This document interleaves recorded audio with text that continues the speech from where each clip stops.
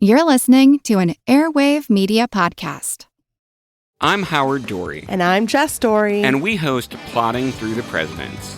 We take deeply researched, deeply irreverent dives into the myths, mysteries, and scandals of the men and women who shaped America. Join us as we dive deep into topics like the undeniable riz of Aaron Burr. The what now? And the odd feeding habits of everyone's favorite founder, John Adams. Subscribe and follow Plotting Through the Presidents now to plot along with us. Find out more at plodpod.com.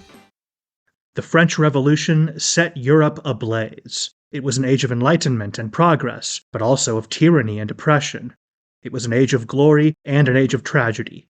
One man stood above it all. This was the Age of Napoleon. I'm Everett Rummage, host of the Age of Napoleon podcast. Join me as I examine the life and times of one of the most fascinating and enigmatic characters in modern history. Look for the Age of Napoleon wherever you find your podcasts.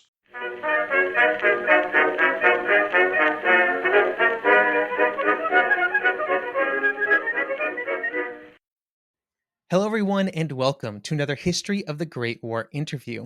Today, I'm joined by Dominic Etzold, the author of Reaping the Whirlwind, the U-Boat War off North America during World War I, which was released in 2023. Dominic, how's it going today? Very good, Wesley. Thank you very much for having me. Excellent, and thank you for joining us to talk about this today. When you think about the actions of the Imperial German Navy and its leaders before the First World War, do you think their plans for a war made sense? I think it's kind of hard to ignore kind of the lack of emphasis maybe on submarines before the war, given their relative high importance, I guess, after 1914. Well, hindsight is obviously 2020. And prior to the Great War, going back even further, the German Navy, when it was the Prussian Navy or even for the North German Confederation, was mainly for coastal defense of merchants.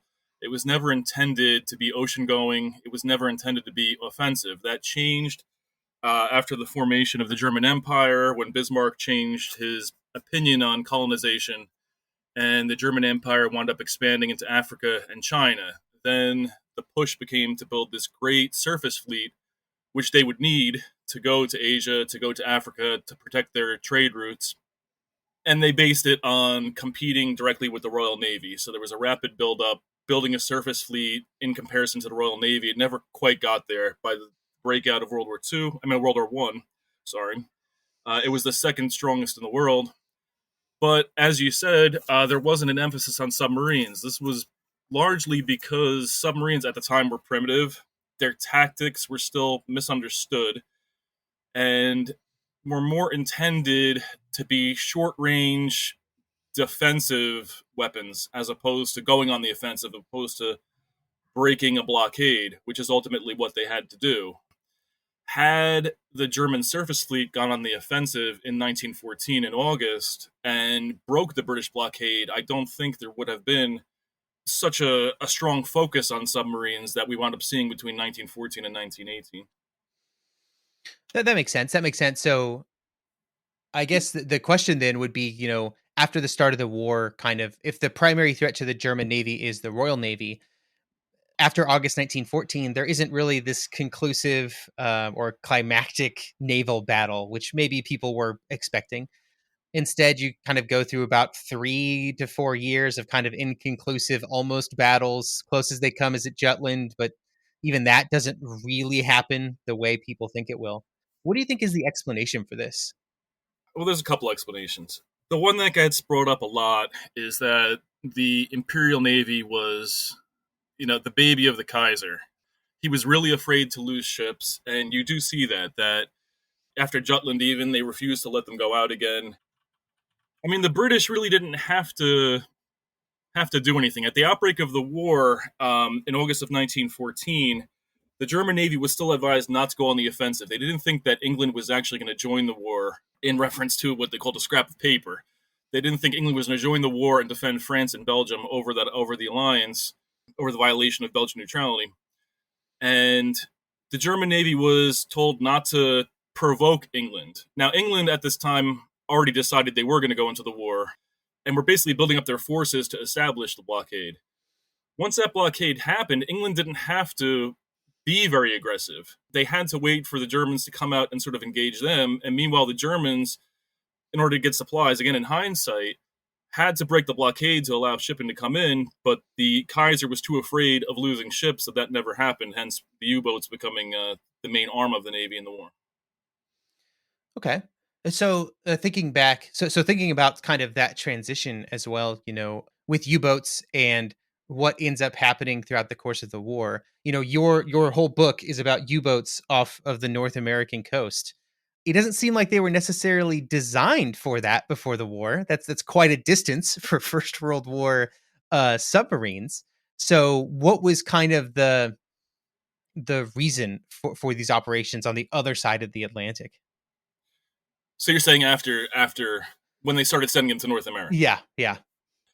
The Germans at this point understood the importance of a blockade. They understood that the British blockade prevented them from transporting raw materials, getting food, getting what they needed to conduct warfare. The United States was, from 1914 through the war, the main source of Allied supplies.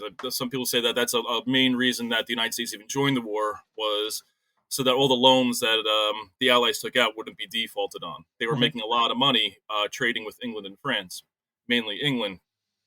So after the United States declared war, the Germans didn't have an initial plan to go to the United States. They never considered the United States really a competitor prior to the war or even during the war. Up until that point, they didn't see them as interfering with any of the colonial empire that they had. It was, in a way, an afterthought, and the Germans wanted to disrupt those supplies. They wanted the supplies to basically stay home, either by being too afraid to leave port, insurance rates going too high that they had to stay in port, or just disrupting the service. So much of the railroads were taken up with transporting war material. Coal was transported primarily via sailing ships. They wanted to disrupt that to basically stop the American industrial machine from conducting war. The U.S. Navy always had an emphasis that it was troop ships.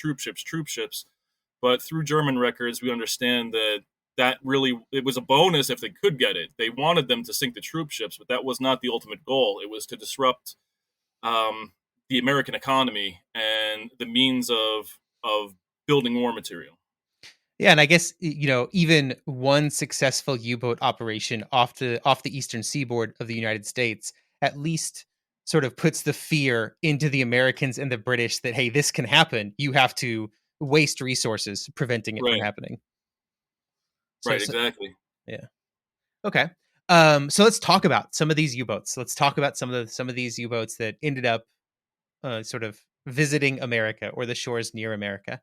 In the book, I know one of the interesting stories is that of the SMS Deutschland, which was a submarine that kind of made its way across the Atlantic, not necessarily to sink American ships, but to do a bit of trading with the Americans. So could you give an overview of the Deutschland's mission and what it hoped to achieve, I guess? I think it's important to know it wasn't the SMS Deutschland at this point.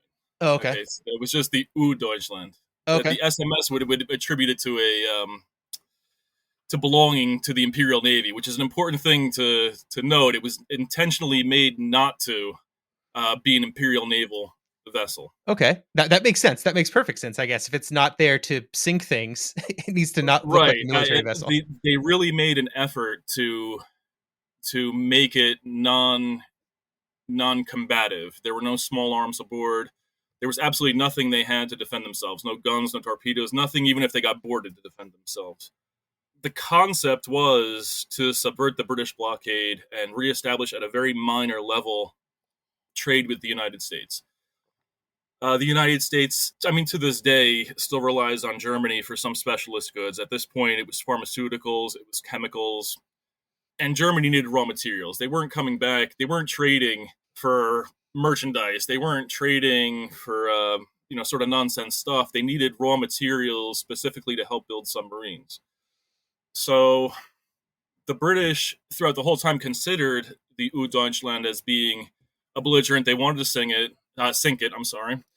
And they understood that a submarine could one day be used for warfare. It could meet up with a vessel on the Atlantic and be armed and conduct commerce raiding. But the Germans were really trying to avoid this. The U-Deutschland was one of 7 cargo submarines that were to be built to really get this trade moving. The U-Bremen was another one. It sunk. It was believed to have hit a mine. Maybe a submarine sank it. And all the other ones were converted for war vessels later on. But in a way, they were trying to prove German technological superiority. I don't think they were trying to scare anyone like they were with U-53 later on. There are some unconfirmed reports that we have from primary sources that maybe there was some other stuff going on. We know that they brought over new encryption codes for radio transmissions. We know they did send diplomatic mail, which likely had to do with spying. Franz von Rintelen, a naval officer that was in New York at the time, he was sort of responsible for Black Tom in a way. He was responsible for the pencil bombs that were put into merchant ships that ignited. When he was recalled to Germany, he claimed later on that he was originally supposed to be smuggled out of the United States via the U-Deutschland. So it wasn't completely out of the war, but it definitely wasn't attacking anything. Okay. Yeah, and I guess to me, like, even if those are non-confirmed sort of information on those purposes, I mean, it does kind of make sense at least, right? Like, okay, I could see that kind of stuff happening from a merchant vessel, regardless of whether or not it is a submarine or a ship, for sure. Right, and the British were doing that too. Yeah, exactly. About the Lusitania. It's Yeah. Nobody's merchant ships were purely merchant ships at some point.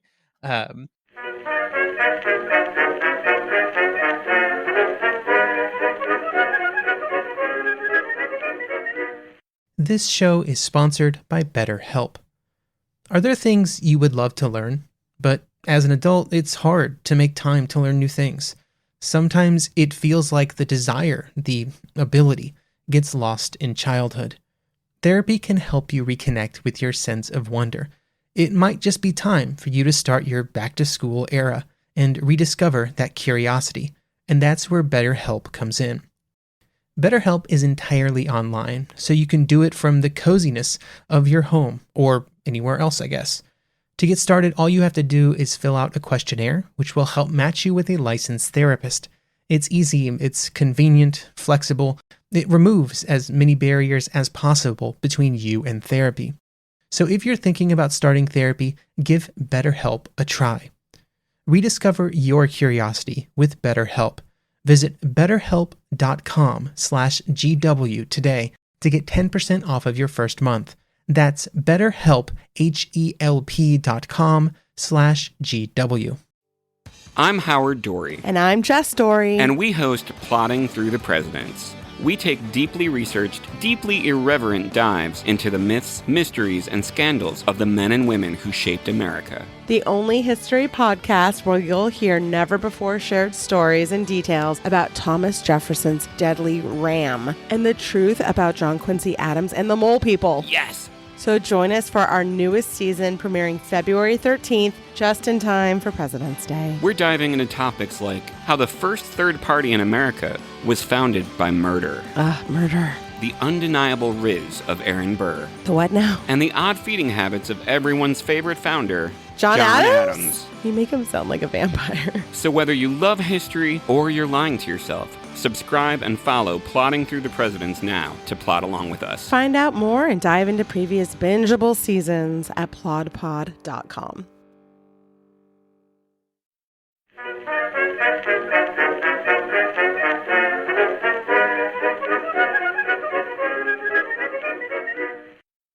So Deutschland was also kind of just a precursor to other submarines that would show up with a military purpose off of the coast. You mentioned U-53, I believe. So how did these submarines get across the Atlantic, right? Because these submarines were not designed for this journey, and suddenly they're being asked to make it all the way to the United States. The U Deutschland that Yeah. was massive. It had a range of 25,000 nautical miles under the best conditions. The U-53 wasn't, and I think that was in a way a German diplomatic faux pas. They had to fill ballast tanks with fuel. They had to flood torpedo tubes with water just for drinking. U-53 was never intended to make that journey. It had to make a lot of sacrifices in order to do so, and was extremely limited on what it could do when it got here. It barely got here, but it did do a lot of damage once it did come here, and it did, in a way, instill fear within the U.S. Navy and the civilian populace. Besides getting the United States in a huge diplomatic row with England on what they could have done to prevent U-53 sinking vessels international waters, which they couldn't do. The reason I think it's a faux pas was that the United States was still fairly friendly with Germany at this point, as we could see through the celebrations when the U Deutschland arrived around the same time, slightly before. When U-53 attacked the vessels, they knew the Germans were now serious, and it forced the United States to reevaluate their entire naval plans, what kind of vessels they were going to create, how much they were going to spend on new projects, how much resources they were going to send to England later on. And likewise, when the U Deutschland came back again for the second time, Paul Koenig, the captain, threatened. He claimed that there was another U-boat waiting for him that was going to protect him in case he was going to be sunk, and then there never was. But that forced a re-evaluation of the cargo submarine as a combat vessel. And now, when they initially found it wasn't the first time, now they did, and took away the radio and made life very difficult for the U Deutschland. So, yes, U-53, even though it couldn't really repeat that trip often, it barely got there, they could do it with other submarines. They could probably achieve the same results at this point in the war, international waters, but probably not the best idea because they had to sacrifice torpedoes, they had to sacrifice water supply. The likelihood that something like a catastrophe would happen was much higher. It was just very fortunate that U-53 accomplished its mission and made it back safely. And I don't think we've mentioned this so far. We've somehow dodged around this. So these events were all happening before America entered the war, right? That's correct. That's why it had to stay in international waters. Right. So when U-53 sank the vessels in international waters, which wasn't that far off the coast, American destroyers received the distress calls and responded to pick up survivors. So there's a famous story about Captain Lieutenant Hans Rose of U-53. He wanted to torpedo a vessel, which in itself was unusual. I'll explain why in a little bit. But he actually told the American destroyer to get out of the way so he could sink the vessel. Now, this infuriated the British, the Royal Navy, but ultimately that's what they had to do. They had no jurisdiction. They were a neutral. They couldn't get in the way of war. And as I said, it was unusual that they shot torpedoes because at this point, deck guns were primarily utilized. Torpedoes were there to sink combat vessels or to sink something really big, really quickly, where they didn't have the time to either board it and put explosives on or sink it via deck guns. So they used them sort of sparingly, especially at this point in the war when prize rules were still largely in effect. Okay. And so were there continued U-boat operations off the coast, like for the rest of the war, I guess, especially after America entered into the conflict? Yes. So the U-53 was sort of a one-off. Once the United States entered the war in April 1917, the Germans went along with this plan to build these massive U-cruisers, U-Kreuzers. Prince Heinrich of Prussia, the Kaiser's brother, he really wanted it to be the size of a surface cruiser. It was this massive thing. It couldn't be done. They realized it couldn't be done, and the compromise was building larger submarines, converting the cargo submarines. That was the more expedient way to do it, and then upgrading the mine layers. The mine layers, especially the UC-2s, sunk the most vessels during the war. They had a lot of success, and they developed the U-117 class, which was larger, UE-2 ocean-going mine layers, though only one actually made it to the United States. This was intended to be a continuous process. They initially trialed it by going to North Africa just to test, to make sure that the engines would hold up, to make sure that the travel curve really represented the distance they could travel. And then they sent them here. And when you read American sources, primarily from William Sims, they make it seem like it was ineffective, that they didn't really do a lot of damage, that the whole thing was a bust. The Germans, when you look at their records, never saw it that way.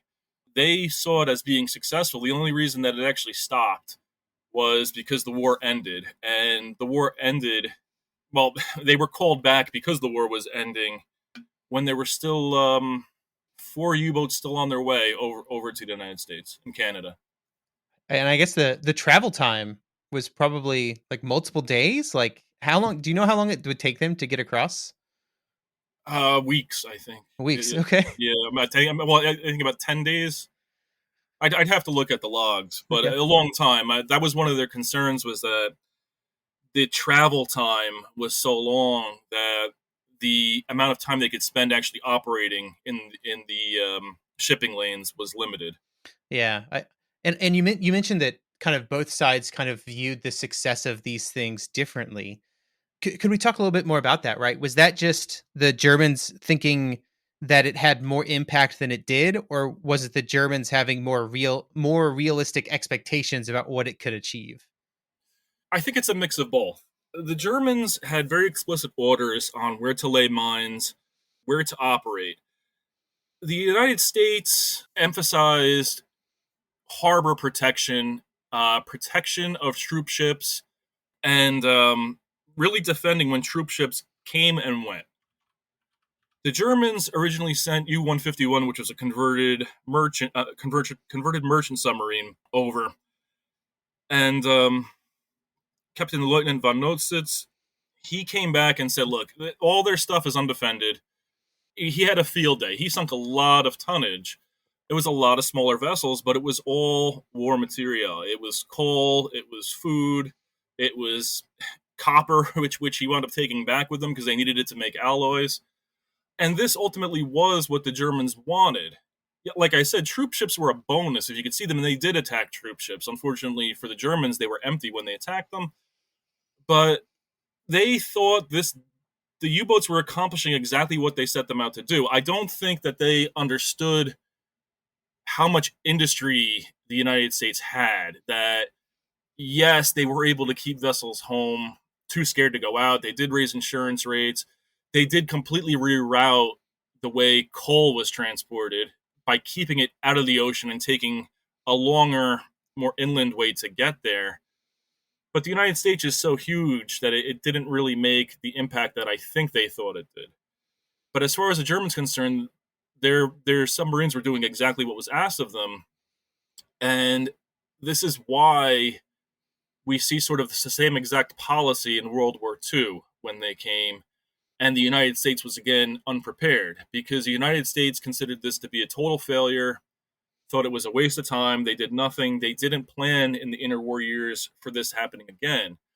The Germans based their entire strategy on repeating what happened in World War I. And as we've known, it was initially successful until the convoy system sort of negated that, as well as new anti-submarine technology. I guess that makes sense, right? If you think your enemy, made a mistake, you expect them not to make that mistake again. But when the enemy does not see it as a mistake, they're going to do it again. Right. So we kind of talked a little bit about how Germans and the Americans and probably the British evaluated this. How do you evaluate it, kind of looking back at history, right? Like, what was this a waste of time? Like, did this achieve goals, kind of in line with the resources that were committed to it? That's a tough question. I don't think it was a waste of time. If the entire policy was shaped toward going to the United States, I think it may have been a waste of time. The U cruisers were so limited in number, and they did have initial successes. We don't know what they would have done if the war lasted another year, because more were coming. and better ones were coming. And I mean better is in quality of the commanders, not necessarily quality of the submarines. Captain Lothar von Arnold de la Perriere, he's to this day the number one submarine ace.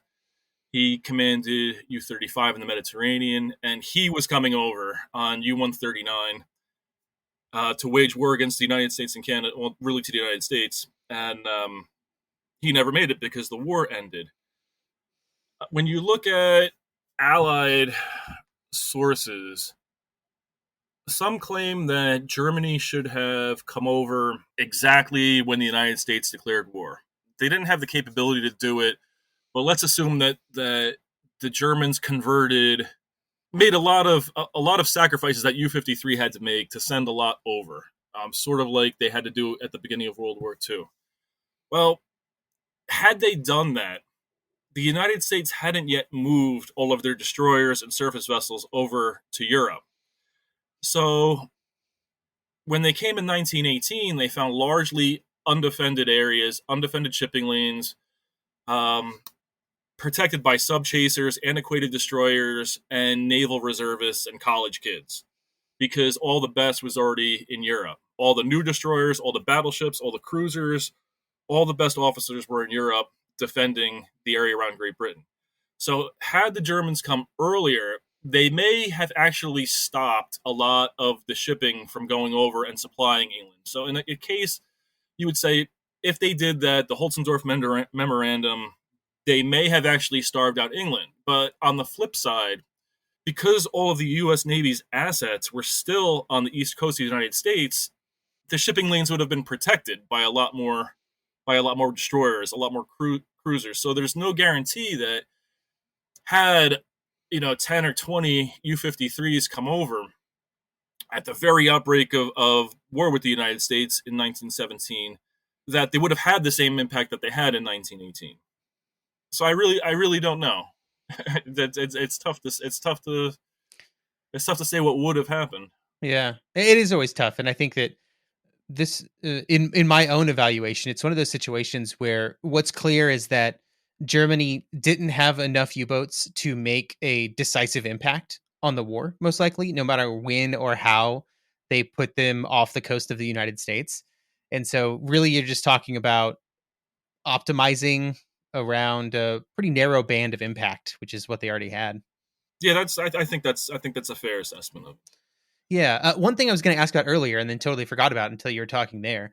For these U-boats that were operating off the coast of the United States, were there merchant ships or anything that they were resupplying from during their journeys to and from, or?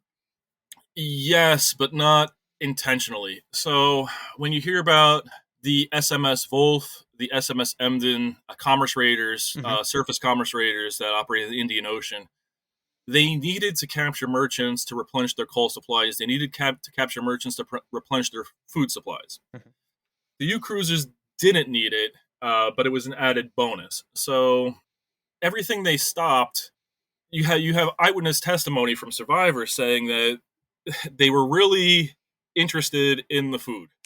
They were really interested in the livestock, that they were still boarding vessels and sinking them with explosives, particularly if they were undefended. So they would spend hours looting them of food just because it was so much better. It was so much better than the canned food. It was so much better than the ersatz substitutes for coffee, for tobacco, for whatever. They were getting good, fresh food, and a lot of it. In one case, they did take diesel, but that was sort of an extenuating circumstance. And the Germans oddly don't record it in the log, though we know it happened with one merchant vessel. They do record a diesel transfer between U-140 and U-117, but U-117 actually took diesel from a merchant ship because it leaked so badly. It wasn't built into the design that they would have needed to do that, but the construction was so poor that they needed to do it. But yeah, I mean, anything they could take, they did, just because it was such an upgrade from the supplies they had. It wasn't stuff they necessarily needed it. I mean, water, all these submarines, the new cruisers, had evaporation system to make fresh water. It wasn't like U-53 that had to fill torpedo tubes with water to clean and to drink with. They all could make fresh water if it worked. Yeah, I mean, I'm gonna take an apple if I stop a merchant ship and I've been eating canned fish for 2 weeks. Right. That's something, one of the sad things about it. I try to be fair to both sides, and I hope that got through in the book, that I wasn't really picking sides, even though I think there was a much heavier German emphasis in the book. But one of the sad things is that this happened with U-117 when they sunk a lot of fishing vessels off of Nova Scotia.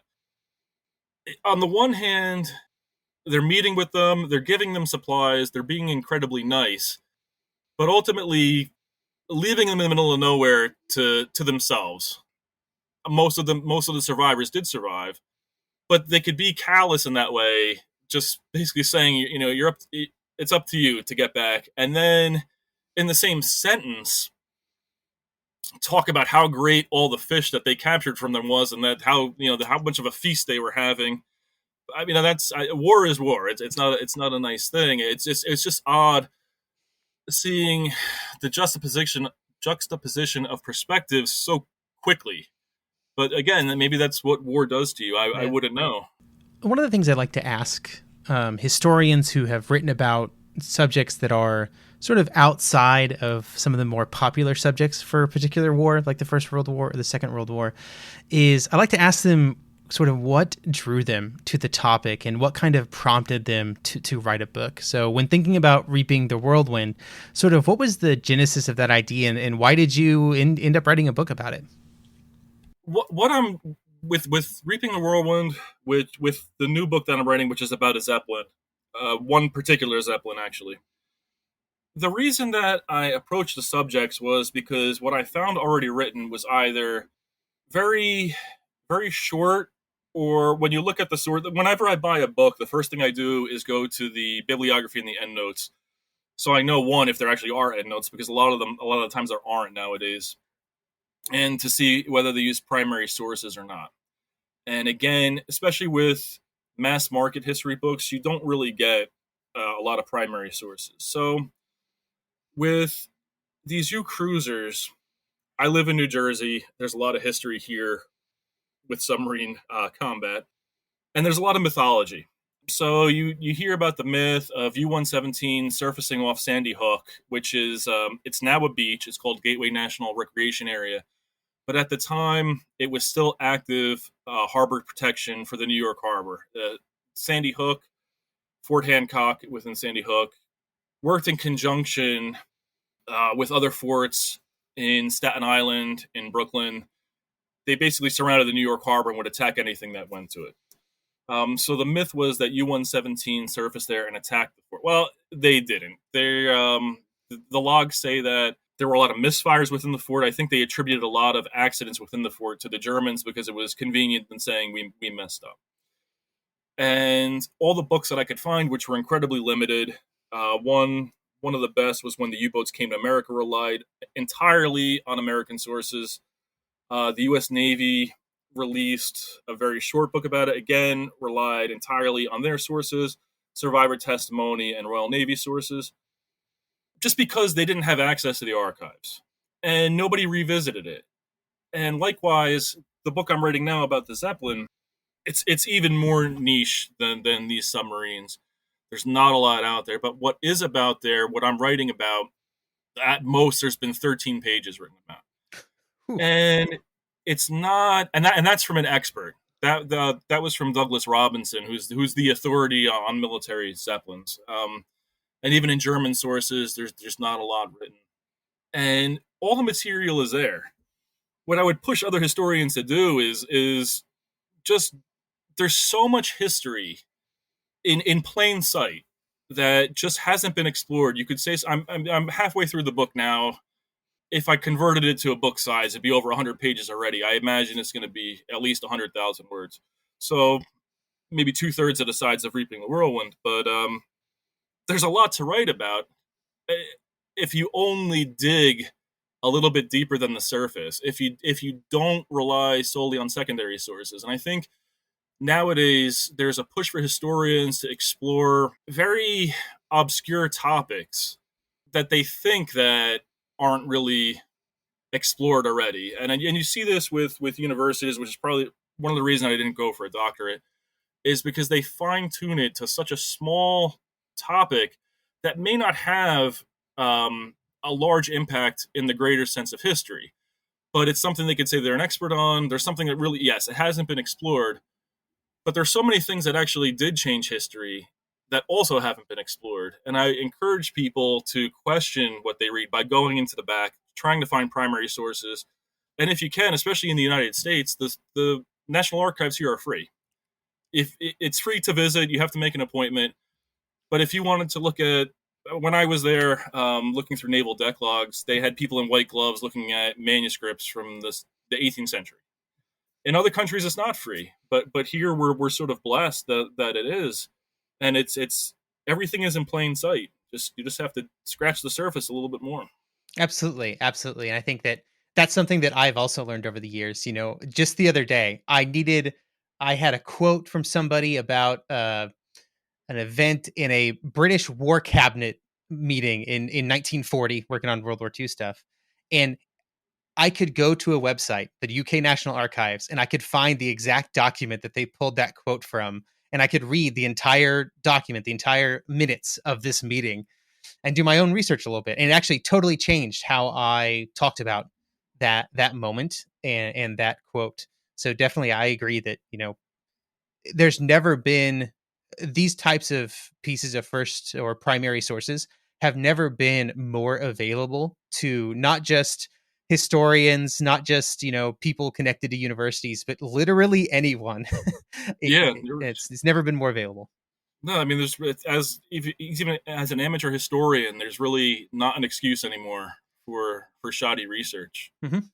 It's crazy. I'm thankful that I'm thankful that I live in this time, because when I was a kid, I mean, I'm not that old, I don't think. I just turned 40 this year, but as a kid, when I went to the library, they still had the card catalog. I tell my kids all the time just how quickly technology moved and how easy it is to do things in comparison to when I was in 8th grade in 1998. I don't think I have any more questions, so I'll just say thank you again for joining me today. No, thank you very much.